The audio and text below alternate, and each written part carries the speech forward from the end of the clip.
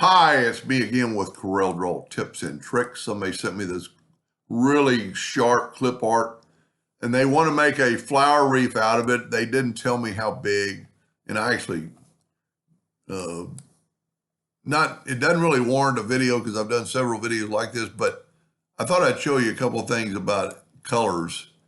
And if you look at this one particular flower, the back petals are a little bit darker, and I thought I'd show you how to do that to make the video worth it. So what we're going to do, and just a couple of weeks ago, one of my subscribers gave me a hint when you trace something. And I made it small. I mean, it's still 4 inches across, and I'm going to go to Trace Bitmap Outline Trace Clip Art. And after it traces, this will light up and go right here and remove color from entire image. I never played with it before because I thought, well, if you remove the color from the entire image, but it's removing the background from the inside and the outside. So if you don't do that, let's go to Trace Bitmap, and there's a way to get rid of the white, but this makes life so easy. So we'll just do it without doing that. And we move that over, and now you can see the white that's left over. So this is what we're going to use. And it is really good, a really good clip art. Now, they didn't tell me how big the reef was, so I'm going to make it maybe not as big this time. Just draw an ellipse, and you have to put P to put it in the center page to make life easier. Control D and make a duplicate. Holding down I found that if you don't hold down Control until you see the two-sided arrow or the shift key, it'll do that much better. They didn't tell me how many they wanted on the reef, so I'm just going to hit P, put that in the center of the page. I don't think it's quite long enough, so I'm going to expand it out. But I did a no-no. When you expand it out, hold down the shift key. That way it's still going to rotate from the center because the shift key made it grow from both ends. I'm just going to go 10 degrees.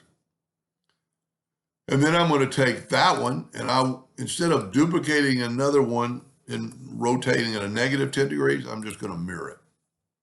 So that's our envelope shape to get it around the circle. This would probably actually just rotate around the circle, but we're going to use that. And I'm going to grab my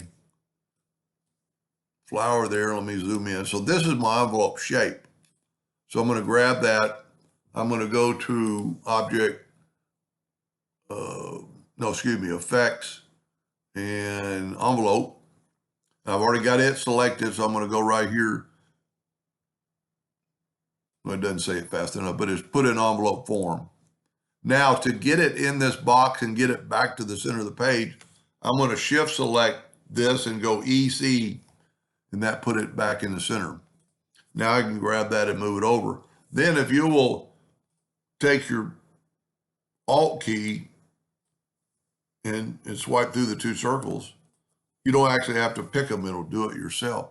Now, instead of rotating this guy around, I thought I'd fill it in with some colors. So we're just going to use the standard yellow right now on the center of the flower. And that's one reason I decided to go ahead and make the video. I want to do the top petals, but then I'm going to take a square, fill it in with that yellow, but then I'm going to hold down the Control button and I'm going to make it a little darker by adding some blue. Maybe you can add a little red. Give it a little bit different color, and you can play around with that all you want. Now go to the Smart Fill tool, get your eyedropper, and get that color. And now you can fill that in. So it makes the flower, to me, look more, I went overboard. I went too dark, but that's fine. Then we're just going to do a couple other things real quick. We'll make these flowers. Now, when you're doing this, I would strongly suggest putting a rectangle around it in case you got a leak, because this one leaf right here has a leak. And when I did not put a rectangle around it, and it took a full minute or so to get it because it was putting color everywhere. Now we're going to let's make this a little bit different. So we're going to put that color in there, and let's hold down the Control button and let's make it a little darker. See, it's just making a few shades of darkness. Grab your eyedropper tool, And I don't know if they're engraving this, they won't need to do this. They're printing it. I thought I'd just give them some ideas.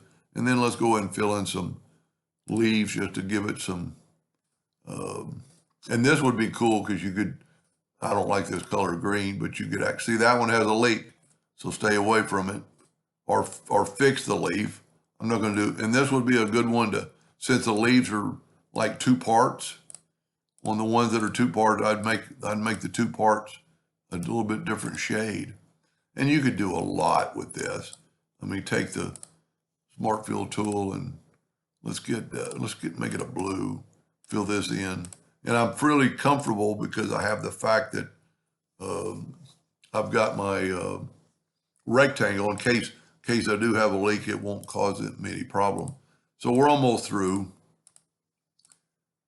And then what you're going to want to do, I've already got indexing. Of course, I'd want to color in the whole thing if I was going to print it. I'm going to Control G to group it, Control D to duplicate it, and then I'm going to double click on it and move the rotation in the center. Whoop, and if you ever see something jump. So we're in the center.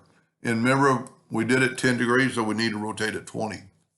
Now Control D, and somehow, no, the leaves are green. I thought more of it was green. Control D, and whenever you stop, you've got to go back and go 40 and just go all the way around. Now, if you go too fast and go too far, you don't want double, so just back up. That's pretty cool. Take away your indexing lines. And then at that point, you could group it together and make it a smaller reef. But then they're thinner too. Anyway, I hope that helped them a little bit, and thank you for watching.